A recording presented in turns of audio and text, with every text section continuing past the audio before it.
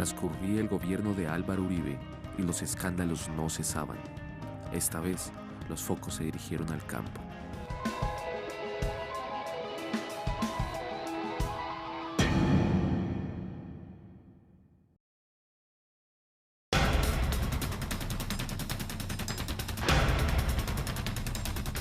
El programa Agroingreso Seguro fue concebido por el gobierno del expresidente Uribe para compensar a latifundistas, terratenientes y grandes empresarios del agro, en contraprestación por su apoyo al Tratado de Libre Comercio con Estados Unidos, previendo los eventuales efectos negativos que la entrada en vigencia de dicho tratado tuviese sobre sus ganancias. Según la filosofía del programa, se buscaba ayudar a los campesinos colombianos pobres para buscar disminuir la desigualdad en el campo. Con ese fin, se estableció un fondo de más de 294 millones de dólares que se convirtió en un verdadero cheque en blanco. Ese programa está montado sobre una falacia, porque no es verdad que el agro se va a salvar por eso. Y dijimos, agregamos, y eso nos salió profético, dijimos, para lo único que va a alcanzar esa plata es para hacer clientelismo gremial en el sector agropecuario y clientelismo político. Por clientelismo entendemos coger los recursos públicos para hacerles favores a los amigos para después cobrar en términos políticos, que fue lo que la vida demostró que resultó cierto, ¿sí? El programa era insuficiente para resolver lo que debería resolver. La verdad sobre el programa se vino a saber después. Un número importante de las familias beneficiadas con subsidios no reembolsables poseían un rasgo en común. Fueron aportantes a las campañas electorales del expresidente Álvaro Uribe y en algunos casos han tenido vínculos con el proyecto paramilitar. Hasta se cuentan condenados por narcotráfico, que recibieron desembolsos millonarios. Se destapa una olla podrida. Las principalmente favorecidas, pues familias muy adineradas de una zona del país, de la zona del Caribe del país, de una parte del Caribe del país. Gente muy adinerada, con gran peso político en su región, vinculadas de muchas maneras, familias con una tradición muy vieja de poder económico y de poder político, y recibieron regalos inmensos, ¿no? de varios miles de millones de pesos mediante unos procesos en que le daban a uno, le daban al hermano, le daban al papá, le daban a la mamá. Hubo un caso ahí que fue muy mencionado, yo lo mencioné en el debate de cómo a una familia sobre una sola hacienda le hacen 5 subsidios distintos en unos proyectos que se llamaron Campo Grande 1, Campo Grande 2, Campo Grande 3, Campo Grande 4 y Campo Grande 5. O sea, era, digamos, abierta la cosa de que era pues la misma finca. Es más, yo insistí en mi debate en señalar que la norma se montó para eso, para que esa concentración de los recursos pudiera darse, ¿sí? Que en ese sentido, digamos, en Colombia se suele decir que echa la ley, echa la trampa. Yo diría que en este caso la ley ya llevaba la trampa, ¿cierto? Hasta 2 reinas de belleza fueron beneficiadas con subsidios para drenaje y riego. Una de ellas, la modelo, diseñadora de joyas y señorita Colombia en 2005, Valery Domínguez, recibió $180.000 y tras destaparse la olla podrida, devolvió el dinero. La otra reina beneficiada con el dinero destinado para los campesinos colombianos fue la Reina Nacional del Mar 1999, Ana María Dávila. La supuesta agricultora recibió una ayuda de $263.000. Realmente lo único que les puedo decir en este momento es que ese interrogatorio lo hemos solicitado mi abogado y yo hace ya un tiempo. La actriz llegó acompañada por su abogado Jessy Reyes y es investigada por los delitos de tentativa de peculado y falsedad. Según la investigación, la ex Miss Colombia habría tramitado de forma irregular un subsidio por 300 millones de pesos de Agroingreso Seguro. Yo realmente rechacé el beneficio, pero estoy totalmente dispuesta a colaborar con la justicia porque creo plenamente en ello. Nuestras fincas se parcelan en 5 o 6 partes para recibir 5 o 6 subsidios nuevos. Nuestros hijos se levantan muchachas que son reinas, que traen su propio subsidio para perpetuar nuestros apellidos y mejorar la raza, marica. Con cada subsidio empleamos a 10 o 12 pobres y a los que nos queden sin emplear los usamos como abono, pues, para que no se diga que aquí se desperdicia nada. Y al final, parte del dinero lo donamos generoso a la campaña de reelección, para ahorrarle a nuestros compatriotas el trabajo de pensar por qué van a votar, marica. Según la Fiscalía General de Colombia, La corrupción desatada por el programa Agroingreso Seguro es la más grande en la historia agrícola del país. El proyecto envió a la cárcel al exministro y ex precandidato presidencial uribista Andrés Felipe Arias, a otros 3 exfuncionarios del Ministerio de Agricultura y al ex viceministro Juan Camilo Salazar, condenado a 10 años y 3 meses de prisión domiciliaria por los delitos de suscripción de contratos sin requisitos legales y peculado a favor de terceros. Para la Fiscalía, este hombre utilizó su poder como viceministro de Agricultura para favorecer hacendados y reconocidos empresarios del agro, la mayoría allegados a la Casa de Nariño. Para el ente acusador, una estafa no solo para el Estado, también para los campesinos. Al menoscabar el erario público en miles de millones de pesos que fueron a parar a manos de grandes agricultores, tergiversando el propósito del programa Agroingreso Seguro y dejando desprotegidos a los pequeños agricultores y con ello a la misma economía del país. El programa de ayudas para riego y drenaje destapó el escándalo de Agroingreso Seguro. Allí se descubrió que mientras a los campesinos más pobres del país se les otorgaban subsidios por $1.000, a las familias más cercanas al poder uribista les concedían un poco más de $144 millones. Demostramos cómo, por ejemplo, el principal banquero del país resultó beneficiado por unas sumas astronómicas, mientras que los agricultores del departamento vecino no recibieron prácticamente nada. Cómo fueron las más grandes empresas las que se quedaron con la plata. Puede terminar concluyéndose que además de lo indebido, ese proceso de agroingreso seguro fue un proceso lleno de ilegalidades. También quedó más o menos demostrado con el paso del tiempo, que una parte muy grande, o demostrado desde el principio, pero corroborado por otras cosas, que una parte muy grande de los favorecidos por los recursos de agroingreso seguro fueron poderosos financistas de la campaña o de las campañas políticas presidenciales del doctor Álvaro Uribe, e incluso después de un propio intento fallido que hizo el doctor Andrés Felipe Arias de ser candidato a la presidencia de la República. Recibir un subsidio de agroingreso seguro era el equivalente a ganarse la lotería. Así, mientras Andrés Felipe Arias, llamado Uribito, estuvo al frente del ministerio, sus amigos gozaron de muy buena suerte. Según las investigaciones de la Fiscalía, entre el 2007 y 2009, llegaron a 25.000 los beneficiarios del programa. De estos, 464 correspondían a grandes empresas o personas relacionadas con el sector de biocombustibles, entre palmicultores y productores de azúcar, quienes recibieron completamente gratuitos subsidios agrícolas por $77 millones. Entre las familias que más llamaron la atención por su cercanía con el expresidente Uribe figuran: Familia Dávila, $2.300.000. Familia Vives Lacutir, $3.200.000. Familia Lacutir Pinedo, $2.900.000. Cruzando la información con datos del senador Robledo y la Fiscalía, estas son algunas familias y empresas que aportaron dinero a la campaña que llevó a la presidencia Uribe en 2002 y que luego vieron retornar su dinero con grandes intereses, gracias al programa que buscaba beneficiar a los campesinos colombianos. La empresa Ingenio del Cauca, dedicada a la producción de azúcar, aportó $14.000 a la campaña de Uribe y recibió de los subsidios agrícolas $2.470.000. Otra industria dedicada al azúcar, Mayagüez S.A., aportó $77.000 y a cambio le fueron otorgados subsidios gratuitos por $2.300.000. La empresa Oleoflores de Barranquilla, dedicada a la palma de aceite, aportó $7.000 a la campaña Uribe y recibió $1.650.000. Ingenio La Cabaña S.A., dedicada al azúcar, aportó $14.000 y fue compensada con $1.941.000. Yo hice el comentario en el debate, dije, estas sí son las verdaderas pirámides, que fue un fenómeno que hubo en Colombia, en que la gente daba una plata poquita y le devolvían mucha plata. Eso al final era una estafa, pero digamos que era la pirámide. Entonces aquí hubo como una especie de pirámides, en el sentido en que los que dieron unos pesos para la campaña electoral, los pesos importantes, pero no tan grandes, recibieron, por otro lado, de agroingreso seguro unas sumas supremamente grandes.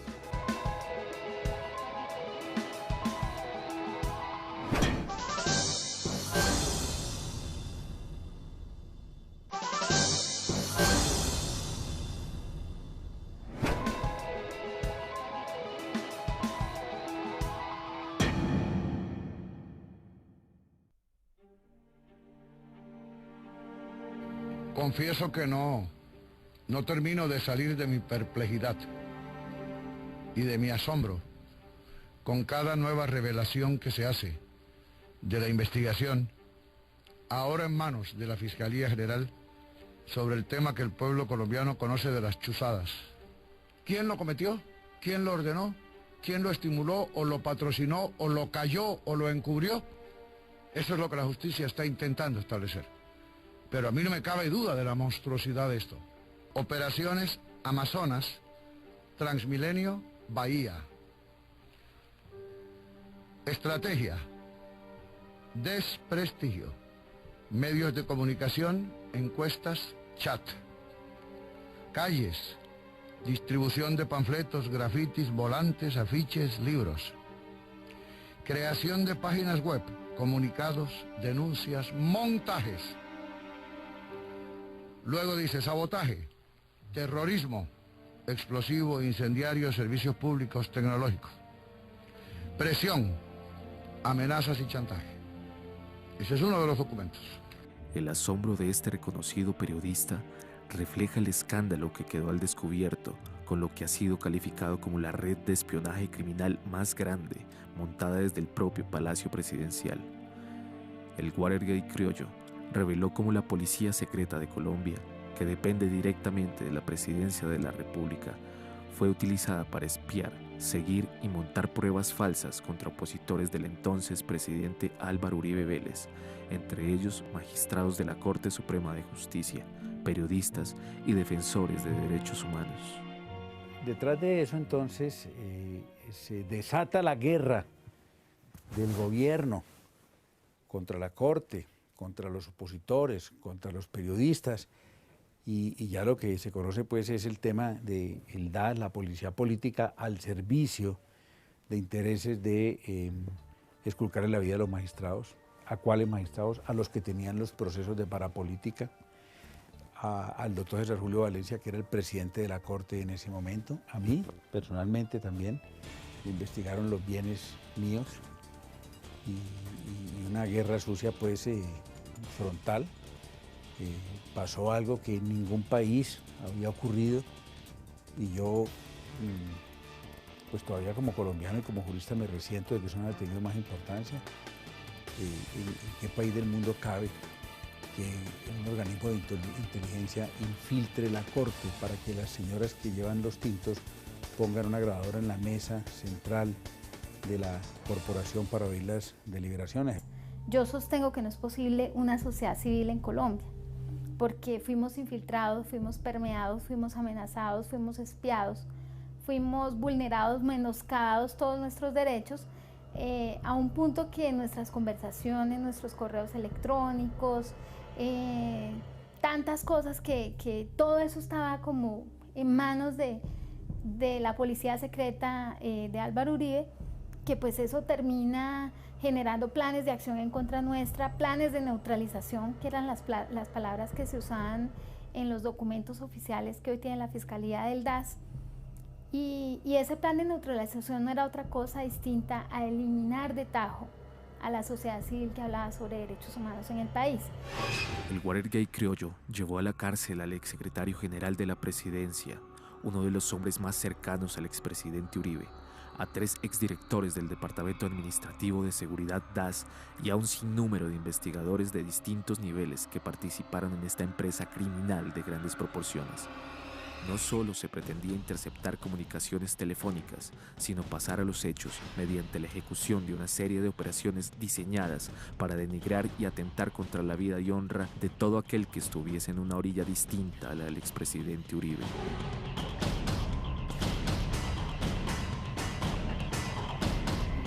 Hoy lo que nosotros podemos constatar incluso con fallos judiciales es que el DAS se volvió un aparato criminal. Y se volvió un aparato criminal durante el gobierno de Uribe y hay una responsabilidad del presidente. Tú sabes que está Bernardo Moreno, que era el secretario privado del presidente, porque era el enlace con el DAS para señalar blancos de inteligencia y demás.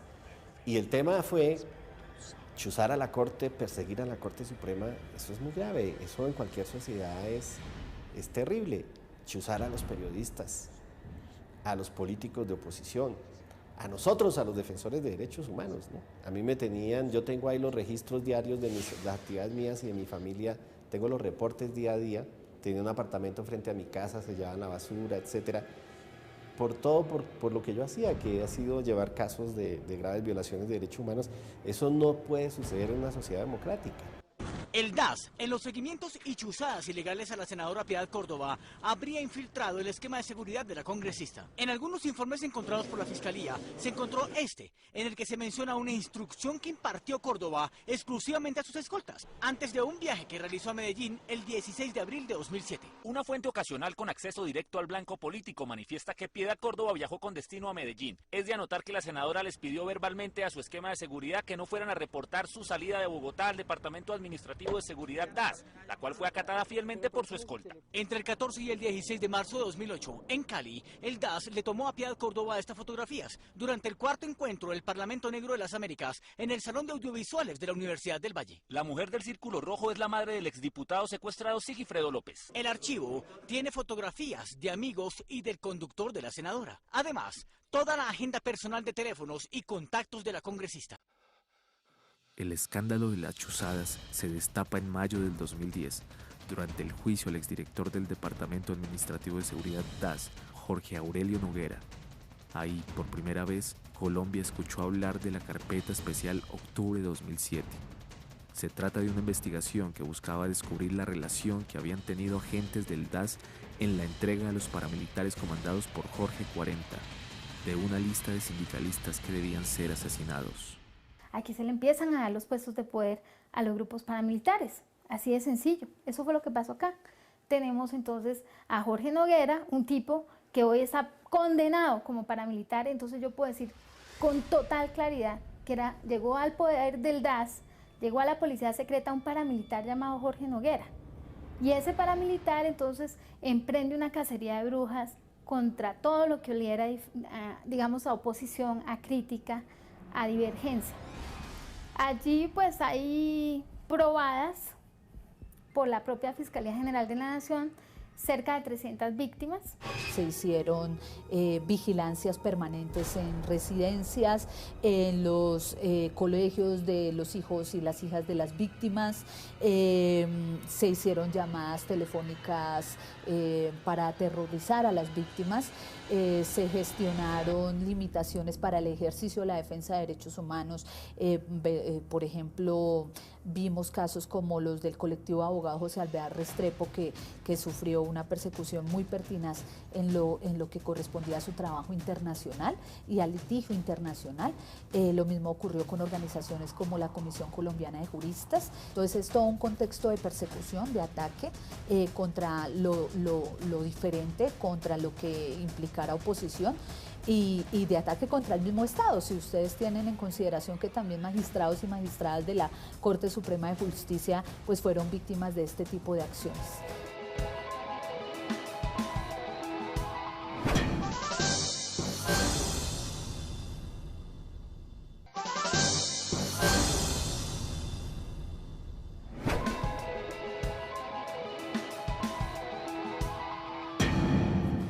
La carpeta especial Octubre 2007 reveló que la investigación se había iniciado el 17 de septiembre de 2004, cuando los paramilitares de Jorge 40 asesinaron al profesor de la Universidad del Norte, Alfredo Correa de Andrés. El documento demostró además la existencia de un grupo especial de inteligencia llamado GAME, al que pertenecían los mejores hombres del DAS y que había sido creado por la Embajada de Estados Unidos. Esos hombres reportaban sus labores a la embajada y mensualmente recibían pagos extras de $300. Y también permitió confirmar la existencia del G3, otro grupo especial de inteligencia, clandestino, que realizó los primeros seguimientos e interceptaciones ilegales. El subdirector de Fuentes Humanas del organismo de inteligencia DAS, William Romero, afirmó que toda la información recolectada en las infiltraciones y chuzadas a magistrados, políticos y periodistas era conocida por el expresidente Uribe. El número uno es una manera de lenguaje encriptado para señalar que la información llega a un destinatario, en este caso era el alto gobierno, en este caso era para el señor presidente.